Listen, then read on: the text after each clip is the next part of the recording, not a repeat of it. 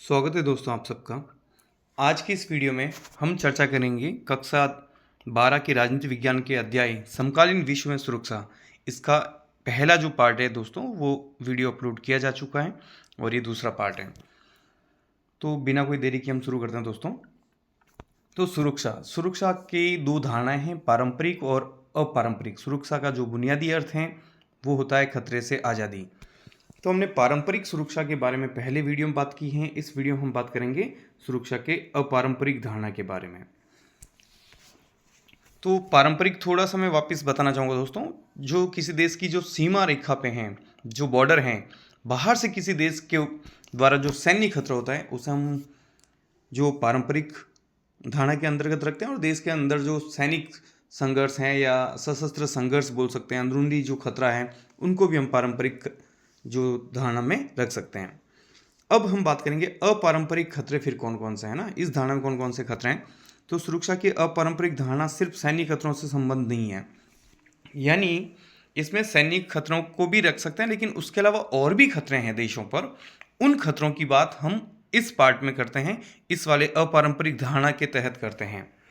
सिर्फ राज्य ही नहीं, व्यक्तियों और समुदायों या यूं कहें कि समूची मानवता की सुरक्षा, यानी इस सुरक्षा में बात की जाती है सिर्फ व्यक्तियों की नहीं, समुदायों के साथ साथ, यानी डिटेल में अगर बात करें तो पूरी मानवता की सुरक्षा की बात इसमें की जाती है। फिर देखिए, मानवता की सुरक्षा और विश्व की सुरक्षा या रक्षा, यानी यहाँ पे एक और चीज ध्यान रखिएगा दोस्तों।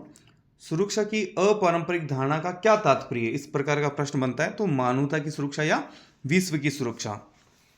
मानवता की सुरक्षा के सभी पैरोकार मानते हैं कि इसका प्राथमिक लक्ष्य व्यक्तियों की सुरक्षा है।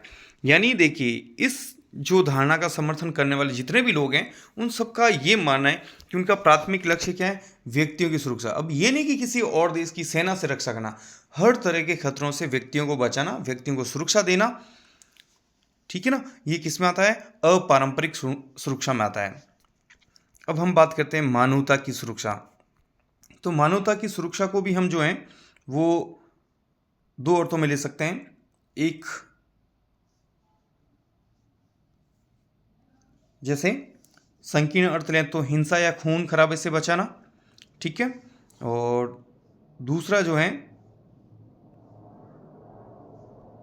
व्यापक अर्थ में, यानी खतरों की सूची है। तो खतरों की सूची कौन सी है देखो। पहला है अकाल, महामारी, प्राकृतिक आपदा, युद्ध, जनसंहार, आतंकवाद, यानी ये सब चीज़ें हैं जो खतरे मानव पर हैं। यानी अब देखिए, आप यहाँ पे एक चीज़ समझिएगा कि पारंपरिक सुरक्षा में तो बात की जा रही थी सैन्य खतरा, केवल बाहर से कोई देश हमारे ऊपर आक्रमण करा तो लोगों को बचाना। लेकिन अपारंपरिक में मानवता की सुरक्षा, यानी केवल किसी देश ने अटैक कर दिया, सेना ने अटैक कर दिया ना, यानी जो फौज लड़ाई लड़ती है उसकी बात नहीं, उसके अलावा और भी कई प्रकार के खतरे हैं। अकाल पड़ते हैं, लोग मर जाते हैं, भूखे मर रहे हैं ना, तो उनको पलायन करना पड़ रहा है। महामारी आ गई, जैसे कोविड आया, कितने लोग मरे, तो ये भी तो खतरा है ना। लेकिन इस खतरे की बात हम पारंपरिक में नहीं कर सकते हैं, किस में करेंगे, अपारंपरिक में। प्राकृतिक आपदा, बाढ़ हो, भूकंप हो, ये सारे खतरे इसमें आ जाएंगे। युद्ध, जनसंहार मतलब बड़े पैमाने पर कोई एक समुदाय, एक ऐसे कुछ लोग मिल करके बड़े पैमाने पर लोगों की हत्याएं करते हैं, तो इसमें रखते हैं। यानी इन सबको अगर कहें तो इन सब खतरों से अगर बचाना है तो उसे हम बोल सकते हैं भय से मुक्ति, यानी हर तरीके का जो खतरा है उससे मुक्ति। और इसके अलावा आर्थिक सुरक्षा और मानवीय गरिमा की सुरक्षा की बात भी इसी के तहत की जाती है। तो यहाँ पे वापस थोड़ा सा दोस्तों, पारंपरिक सुरक्षा में किसी देश के बाहर से जो खतरा है, आर्मी के थ्रू या किसी और देश की सेना अगर अटैक करती है तो पारंपरिक खतरे के अंतर्गत या पारंपरिक सुरक्षा के अधीन उसकी बात करेंगे। और जब इसके अलावा बाकी जितने भी प्रकार के खतरे हैं, ठीक है ना, उन सब की बात हम करेंगे अपारंपरिक धारणा के तहत। जैसे यहाँ पे कुछ एग्जाम्पल्स हैं, सन 1990 के दशक वाला बात करते हैं तो विश्व की सुरक्षा की धारणा उभरी, ठीक है ना। तो ये एक अपने आप में प्रश्न है कि किस या विश्व सुरक्षा की धारणा कब उभरी। लोगों ने पहले अपने देश की बात करते थे कि या इस प्रकार की कि इसकी सुरक्षा की बात करनी है ना, तो पूरे विश्व की सुरक्षा, विश्व में जो है या विश्व की सुरक्षा की धारणा कब उभरी, तो 1990 के दशक में। ये थोड़ा सा इंपॉर्टेंट है। कारण क्या था, इस समय आतंकवाद चरम पर पहुंचा, ग्लोबल वार्मिंग एक नया जो इशू है वो बन के आया, बर्ड फ्लू, एड्स, ये अंतर्राष्ट्रीय स्तर पर जैसे ये मुद्दे निकल के आए थे, आतंकवाद वगैरह। तो देखिए फिर कोई भी देश इन समस्याओं का समाधान अकेला नहीं कर सकता, यानी कौन सी प्रॉब्लम्स, ग्लोबल वार्मिंग हो चाहे आतंकवाद है, आज के दौर में आप एक बार सोच के देखिए, क्या कोई एक देश इनमें से किसी भी समस्या का समाधान अकेले तौर पर कर सकता है?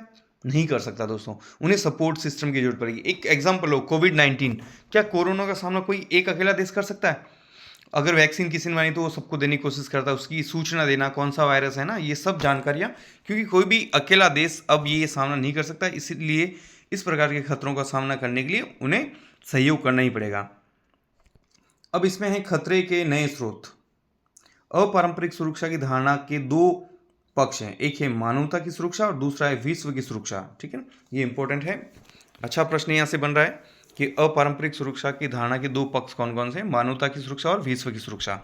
अब यहाँ पे खतरे कौन कौन से हैं, है ना, खतरे के स्रोत, यानी खतरा किन चीज़ों से हैं, अपारंपरिक सुरक्षा में खतरे क्या है फिर। तो अपारंपरिक सुरक्षा में पहला जो खतरा है दोस्तों वो है आतंकवाद। आतंकवाद क्या होता है?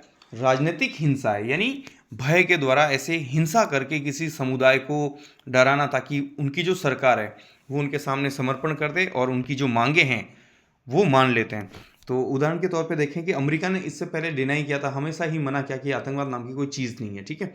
लेकिन जब उनके साथ घटना घटी, 9/11 की जो घटना थी दोस्तों, 11 सितंबर 2001, सॉरी यहाँ पे थोड़ा सा करेक्ट कर देना, 2001 है, मिस प्रिंट है, 2011 लिख दिया गया है, तो 2001 की बात है ये। तो 2001 में क्या हुआ था कि 4 प्लेन हाईजैक कर लिए आतंकवादियों ने, ठीक है, अमेरिका में, और उन प्लेन को अलग अलग जगह पे जाके टकराया, जैसे कि जो WTC है, वर्ल्ड ट्रेड सेंटर हैं, और एक उनके रक्षा मंत्रालय पेंटागन है वहाँ से टकराया, और एक अमेरिका का जो राष्ट्रपति भवन है वहाँ से टकराना था। इस प्रकार से उनको अलग अलग जगह, तो लगभग करीब 3-3.5 हज़ार लोग वहाँ पे मारे गए।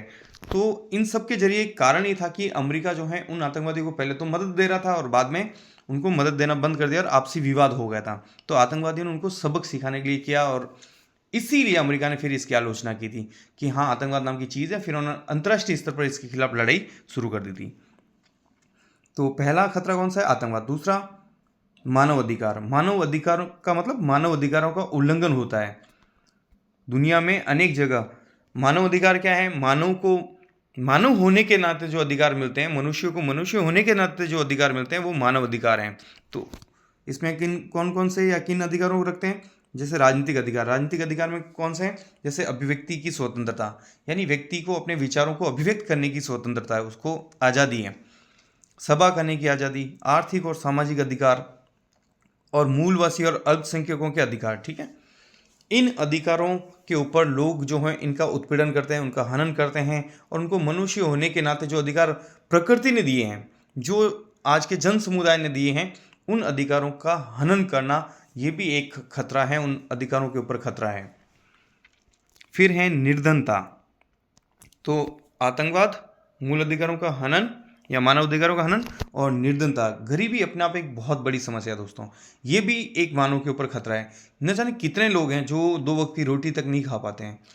तो विश्व की कुल जनसंख्या का 50% जो हिस्सा है वो सिर्फ 6 देशों में। कौन कौन से देशों में? यानी पूरी दुनिया की आबादी का 50%, 200 से ज़्यादा देश हैं, लेकिन सिर्फ 6 देश ऐसे हैं जो 50% पॉपुलेशन इन देशों में रहती है। कौन कौन से हैं? भारत, चीन, पाकिस्तान, नाइजीरिया, बांग्लादेश और इंडोनेशिया। तो यहाँ पे सबसे बड़ी दिक्कत क्या है? जब ज़्यादा आबादी है, बहुत ज़्यादा लोग हैं, तो इनकी सबसे बड़ी प्रॉब्लम है आर्थिक असमानता। आर्थिक असमानता का मतलब कुछ लोगों के पास बहुत ज़्यादा पैसा है और कुछ लोगों के पास में 2 वक्त की रोटी खाने के भी पैसे नहीं होते हैं। दुनिया में सबसे अधिक जो संघर्ष हैं अफ्रीका के सहारा मरुस्थल के दक्षिणवर्ती क्षेत्रों में होता है। जाहिर सी बात है दोस्तों, जहाँ दरिद्रता होगी, जहाँ पे गरीबी होगी, जहाँ लोग भूखमरी होगी, वहाँ पे संघर्ष होंगे ही होंगे। ये चैन, शांति, सुकून, ये सब बात की बात है। जब पेट भरा रहेगा तो व्यक्ति आदर्शों की बात कर सकता है ना। तो जब पेट ही नहीं भरा रहेगा तो लोग अपराध भी करेंगे इसके लिए। तो जाहिर सी बात है संघर्ष होते हैं। तो इस प्रकार के संघर्ष अगर दुनिया में सबसे ज़्यादा कहीं देखने को मिलता है तो अफ्रीका के जो साउथ वाला एरिया है वहाँ पे, और इसका सीधा सा कारण है वो सबसे गरीब और अशिक्षित एरिया है। अब होता क्या है फिर? इसमें प्रॉब्लम क्या आती है? अप्रवासी। अप्रवासी का मतलब होता है लोग बेहतर जीवन की तलाश में और आर्थिक अवसरों की तलाश में एक जगह से दूसरी जगह जाते हैं। जैसे मान लो अपने राजस्थान से बात करते हैं, ठीक है, कि कुछ लोग साउथ में जाते हैं, तो ऐसा नहीं कि वो क्यों गए, वो गए हैं बेहतर जीवन की तलाश में। उन्हें लग रहा है कि वहाँ जाके हम अच्छा पैसा बनाएंगे, हमें जॉब अच्छी मिलेगी, हम अपना बिजनेस कर सकते हैं। ऐसे ही इंडिया से जैसे जा रहे हैं, यूएस जा रहे हैं, है ना, सऊदी अरब जाते हैं, तो ये क्यों जा रहे हैं? ये लोग बेहतर जीवन की तलाश में। उन्हें लग रहा है कि आर्थिक जो अवसर है उन्हें ज़्यादा अच्छे मिल पाएंगे वहाँ पे। तो ऐसे जो लोग एक जगह से दूसरी जगह जाते हैं बेहतर जीवन की तलाश में, उन्हें अप्रवासी कहते हैं। यानी इनके सामने कोई मजबूरी नहीं थी, ये केवल बेहतर जीवन के लिए जाते हैं। फिर एक शब्दांश आता है शरणार्थी। ये लोग अपनी मर्जी से नहीं जाते हैं, बल्कि ये युद्ध, प्राकृतिक आपदा अथवा राजनीतिक उत्पीड़न के कारण स्वदेश छोड़ने पर मजबूर होते हैं। यानी ऐसा कुछ होता है, ऐसा कुछ घटनाक्रम होता है जिसकी वजह से इन्हें अपना देश छोड़ना पड़ता है और कहीं और जाना पड़ता है, ठीक है ना। और एक ही देश में अगर इस तरह से हो तो उन्हें बोलते हैं आंतरिक रूप से विस्थापित जन। जैसे कि मान लो कश्मीरी पंडित, कश्मीर में उनके साथ हिंसा हुई तो वो वहाँ से निकल के फिर दिल्ली और बाकी जो नॉर्थ इंडिया है, उत्तर भारत है, वहाँ पे आके रहने लगे। तो इस प्रकार जो है ऐसे लोगों को शरणार्थी कहते हैं। यानी मजबूरी में अगर जाते हैं तो शरणार्थी, और अपनी इच्छा से बेहतर जीवन के लिए जाते हैं तो वो अप्रवासी है। दोनों ही परिस्थितियों में लोग एक स्थान को छोड़ करके दूसरे स्थान पर जाते हैं। और इन चीज़ों के साथ ये यहाँ पे क्यों, क्योंकि ये चीज़ें होती है तो इससे गरीबी और मानव अधिकार, ये सब चीज़ें प्रभावित होती हैं। और ये जो लोग जाते हैं ये केवल अकेले नहीं जाते, इनके साथ में बहुत सारी बीमारियां जाती हैं, इनके साथ में बहुत सारी ऐसी सोच और विचार जाते हैं जहाँ पे भी जाएंगे वहाँ पर बहुत सारी चीज़ें बदल जाती है। अब हम बात करते हैं महामारियाँ यानी बीमारियाँ, जैसे AIDS, bird flu, SARS. SARS means severe acute respiratory syndrome, SARS बोलते हैं इसको। तो ये भी जो है मानवता के ऊपर खतरा है। और ये जो बीमारियां फैलती है वो अप्रवास, अप्रवास मतलब थोड़ी देर पहले ही हमने किया है दोस्तों कि जब कोई बेहतर जीवन की तलाश में कहीं जाता है तो वो अपने साथ में बहुत सारी बीमारियां भी लेके जाता है ना। व्यवसाय करने के लिए लोग जाते हैं तो पर्यटन, सैन्य अभियानों के द्वारा, यानी जहाँ पे लोग किसी भी तरीके से पहुँचते हैं तो उनके साथ में उन लोगों में जो होने वाली बीमारियाँ वो भी उन जगहों पे पहुँच जाती है जहाँ पे ये बीमारियाँ नहीं है। जैसे कोविड को लो दोस्तों, ये सिर्फ चाइना में था, लेकिन आगे ये कैसे पहुँचा? लोगों के माध्यम से। और लोग क्यों जा रहे थे? कोई बिजनेस के लिए जा रहा है, कोई घूमने के लिए जा रहा था, है ना, इस प्रकार से। सर्वाधिक जो HIV पीड़ित जो लोग हैं वो दोस्तों वो अफ्रीका में हैं। एबोला वायरस, हेंटा वायरस और हेपेटाइटिस C, ये भी बीमारियां हैं, ये महामारियां हैं। और इनको ऐसा आ सकता है कि कौन कौन सी बीमारियां, ये निम्न प्रकार की बीमारियों को कौन से खतरे में रखा जाता है, तो अपारंपरिक जो सुरक्षा है उनकी धारणा में इनको खतरे के रूप में रखा जाता है। 1990 के दशक में जो ब्रिटेन में दोस्तों मैड काऊ की महामारी भी फैली थी। तो ये विभिन्न बीमारियां हैं जो मानवता के लिए खतरा है, और कहीं ना कहीं उनके अस्तित्व को समाप्त करना या उसके बड़े पैमाने पर ज़्यादातर लोगों की जो मौत का कारण बनता है, इसीलिए हमें इसमें सुरक्षा के तहत इन चीज़ों का भी जिक्र करना पड़ेगा। अब इस सुरक्षा का मसला कहलाने के लिए एक सर्वस्वीकृत न्यूनतम मानक पर खरा उतरना जरूरी। यानी हम बात करते हैं सुरक्षा की, यानी कोई मुद्दा सुरक्षा का है या नहीं, ठीक है, उसके लिए एक मिनिमम चीज़ तो जरूरी होनी चाहिए। जैसे मान लो कि कुछ स्टूडेंट्स मान लो क्लासरूम बैठे हैं, या कुछ चार दोस्त बैठे हैं चाय की दुकान में जाके और ऊपर पंखा चढ़ा है, उन्हें खतरा है कि पंखा हमारे ऊपर गिर जाता है या गिर सकता है, तो इसे भी खतरे में शामिल करो, इसकी भी चर्चा होनी चाहिए, इसको भी पढ़ाया जाना चाहिए, इस पर भी बात होनी चाहिए। लेकिन क्या वाकई में वो खतरा है जिसकी हम बात कर रहे हैं? तो कौन सी चीज़ खतरा है और कौन सी चीज़ खतरा नहीं है, यानी सुरक्षा का मायना क्या है, सुरक्षा में हम किसका अध्ययन करेंगे, इसके लिए एक मिनिमम रिक्वायरमेंट की ये चीज़ें हो तो हम सुरक्षा की बात करेंगे। जैसे किसी मसले से संदर्भी, संदर्भी मतलब राज्य अथवा जन समूह, यानी या तो राज्य पॉलिटिकल साइंस में राज्य मतलब कोई देश या एक बड़ा जन समुदाय जहाँ पे लोग रहते हैं, कि अस्तित्व को खतरा हो तो उसे सुरक्षा का मसला कहा जाता है। यानी किसी देश या एक बड़े जन समुदाय को अगर खतरा हो, उनके अस्तित्व पर खतरा हो, तो हम उसको सुरक्षा में काउंट कर सकते हैं। चाहे खतरे की प्रकृति कुछ भी, अब वो खतरा किसी भी प्रकार का हो सकता है प्राकृतिक आपदा हो, जैसे बाढ़ आई हो, ठीक है, भूकंप आया हो, आतंकवादी हमला हुआ हो, कोई और देश उनके ऊपर जाके अटैक कर लें, तो ये सारी चीज़ें हम ले सकते हैं। उदाहरण के तौर पे मालदीव, मालदीव जो हैं दोस्तों वैश्विक ताप वृद्धि के कारण यानी ग्लोबल वार्मिंग के कारण इसका ज़्यादातर हिस्सा डूब जाएगा। अगर इसी तरीके से ग्लोबल वार्मिंग रही तो इसका लगभग ऑलमोस्ट 50% ज़्यादा एरिया अगले कुछ सालों में डूब जाएगा।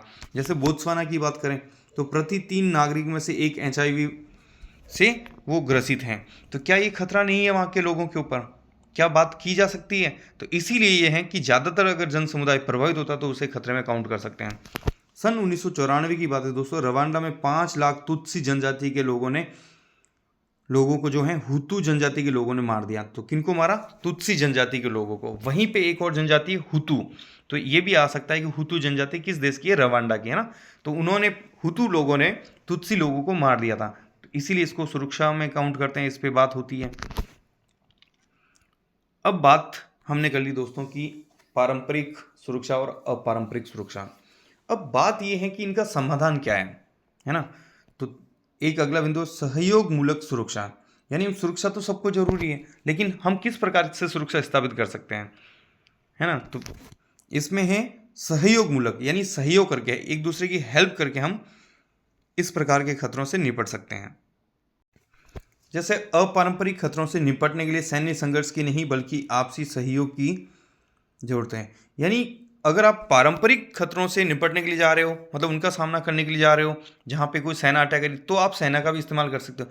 लेकिन अपारंपरिक खतरा मतलब मान लो कि कहीं पे बाढ़ आई है, तो वहाँ आप सैन्य संघर्ष तो नहीं कर सकते हो, अपनी आर्मी को वहाँ गोला बारूद देके तो नहीं भेज सकते हो। या कोविड आया तो कोई क्या कर सकता है? तो इसको जो है, ऐसी प्रॉब्लम का सॉल्यूशन ये है कि हम हेल्प करें, एक दूसरे की सूचनाएं दें, जो भी चीज़ें इंफॉर्मेशन मिले उन चीज़ों के द्वारा हेल्प करके उसका समाधान निकालने की कोशिश करें। तो अब ये जो सहयोग की बात करते हैं, ये सहयोग कैसा होना चाहिए, इसकी प्रकृति कैसी होनी चाहिए? सहयोग होना चाहिए द्विपक्षीय, यानी दोनों साइड से सहयोग हो सकता है। क्षेत्रीय, यानी पूरी दुनिया में जरूरी नहीं है। मान लो कि दक्षिण एशिया की कोई समस्या है, तो भूकंप कहीं एक क्षेत्र में आए तो वो क्षेत्रीय हो सकता है ना, वहाँ पे हेल्प चाहिए, वहाँ पे सहयोग करना है। महादेशीय मतलब पर्टिकुलर किसी एक महाद्वीप की बात करें, जैसे अफ्रीका में गरीबी निर्धनता की प्रॉब्लम ज़्यादा है ना, HIV प्रॉब्लम वहाँ पे ज़्यादा है, तो इस महाद्वीप के लिए योजना बना के हेल्प की जा सकती है। वैश्विक, यानी पूरी दुनिया, जैसे इसको कोविड में ले लो, कोविड पूरी दुनिया में फैला था, तो जो खतरा पूरी दुनिया में है उसको वैश्विक स्तर पर सहयोग की जरूरत पड़ेगी। तो ये जो सहयोग है वो कैसा होना चाहिए? खतरे की प्रकृति पर निर्भर करता है कि खतरा कैसा है। खतरा दो जगह है तो द्विपक्षीय है, एक क्षेत्र विशेष में तो क्षेत्रीय सहयोग की जरूरत पड़ेगी, एक महाद्वीप में तो महादेशीय, है ना। इस प्रकार से अंतर्राष्ट्रीय स्तर पर अनेक संस्थाएं भी हैं जो सहयोग बढ़ाने का कार्य करती है, यानी बहुत सारी ऐसी संस्थाएं हैं जो सहयोग को बढ़ावा देने का कार्य करती है। तो कौन कौन सी हैं? यूएनओ, यूनाइटेड नेशन ऑर्गेनाइजेशन, संयुक्त राष्ट्र संघ, 24 अक्टूबर 1945 को ये संस्था स्थापित हुई थी। ये एक वैश्विक सरकार के रूप में काम कर रही है, यानी हर समस्या का समाधान निकालने का कोशिश ये जो संस्था है वो करती है हमेशा। इसके अलावा विश्व स्वास्थ्य संगठन, विश्व बैंक और अंतर्राष्ट्रीय मुद्रा कोष, ये भी संस्थाएं हैं। ये आधारभूत जो परिवर्तन हैं, विश्व बैंक और अंतर्राष्ट्रीय मुद्रा कोष, और विकास के लिए, गरीबी से लड़ने के लिए, मतलब उनका समाधान निकालने के लिए भी ये फंडिंग करता है ना। विश्व स्वास्थ्य संगठन विभिन्न प्रकार की बीमारियां, उनकी जानकारियां इकट्ठा करना, उनके लक्षण कौन से हैं, उनका समाधान क्या है, ये भी जो है विभिन्न देशों को और फंडिंग भी करके उनकी हेल्प करते हैं। इसके अलावा और हैं जैसे कि चर्च हैं, धार्मिक संगठन हैं, इसके अलावा स्वयंसेवी संगठन, कुछ NGOs हैं जैसे कि एमनेस्टी इंटरनेशनल और रेड क्रॉस, कुछ हस्तियां भी हैं जो ऐसे सहयोग करती हैं जैसे कि नेल्सन मंडेला, मदर टेरेसा। ये लिस्ट लंबी है लेकिन हमने मुख्य रूप से इन लोगों को लिया है। सहयोग मूलक सुरक्षा में भी अंतिम उपाय के रूप में बल प्रयोग किया जा सकता है। अब मान लीजिएगा कहीं दोस्तों कि कोई समस्या का समाधान नहीं निकल रहा सहयोग मूलक, ठीक है ना, तो ऐसा कोई खतरा है जो अपारंपरिक सुरक्षा में है या सहयोग मूलक सुरक्षा में भी लास्ट ऑप्शन होना चाहिए आपको, कि अगर आपको बल प्रयोग करना पड़े, ठीक है ना। मान लो कि कहीं भूकंप आया या कहीं बाढ़ आई, लोग कंट्रोल ही नहीं हो रहे हैं, है ना। कोविड आया देखो आप, तो जैसे कि लॉकडाउन लगाए, लोग फिर भी बाहर निकल रहे हैं, भीड़ इकट्ठी कर रहे हैं, तो वहाँ पे बल प्रयोग करके उनको हटाया जा सकता है। यानी बल प्रयोग अंतिम ऑप्शन होना चाहिए, ऐसा नहीं कि शुरुआत में जाके आपने वो बल प्रयोग कराएं। अब हैं भारत के संदर्भ में, भारत की जो है सुरक्षा की रणनीतियां कौन कौन सी हैं। तो भारत की सुरक्षा की नीति के 4 बड़े घटक हैं। कौन कौन से? यानी भारत ने 4 चीज़ें करनी है, तो वो कौन कौन सी है? सैन्य क्षमता को मजबूत करना, पहला। क्यों करना है इसको सैन्य क्षमता को मजबूत? क्योंकि पाकिस्तान ने 4 बार हमारे ऊपर अटैक किया है, सन 1947-48, 1965, 1971 और 1999 करगिल युद्ध। चीन ने भी हमारे ऊपर एक बार आक्रमण किया सन 1962 में। यानी कुल मिला के पड़ोसी देशों ने समय समय पर भारत की संप्रभुता का उल्लंघन करके उसके ऊपर आक्रमण किया है, और इसी प्रकार के आक्रमण भविष्य में नहीं हो, हम अपनी एकता, अखंडता और संप्रभुता की रक्षा कर सकें, इसलिए भारत ने अपनी सैन्य क्षमता को मजबूत किया। और इसके लिए भारत ने परमाणु परीक्षण भी किया है। तो पहला परमाणु परीक्षण कब किया? 18 मई 1974 को पोखरण, जैसलमेर, राजस्थान में। उसके बाद में एक और 11 और 13 मई 2 दिन ये चला था, 11 और 13 मई 1998, ये भी पोखरण में। ठीक है, तो कुल मिला के सैन्य क्षमता को मजबूत करना। दूसरा, भारत क्या करेगा फिर? दूसरा कौन सा पॉइंट है जहाँ पे भारत को काम करने की जरूरत है या भारत की नीति के तहत वो चीज़ हो रही है? तो भारत क्या करता है? अपने सुरक्षा हितों को बचाने के लिए अंतर्राष्ट्रीय संस्थाओं को मजबूत करना। यानी जो भी अंतर्राष्ट्रीय संस्थाएं भारत को लगता है कि हमें उसमें सपोर्ट करना चाहिए, उससे समस्याओं का समाधान निकल सकता है।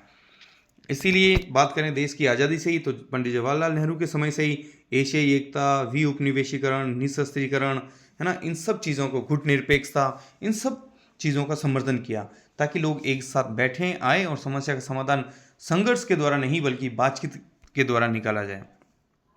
इसके अलावा हम यूएनओ को भी बराबर समर्थन दे रहे हैं, उसकी हर जो गतिविधि उसमें बढ़ चढ़कर हिस्सा ले रहे हैं।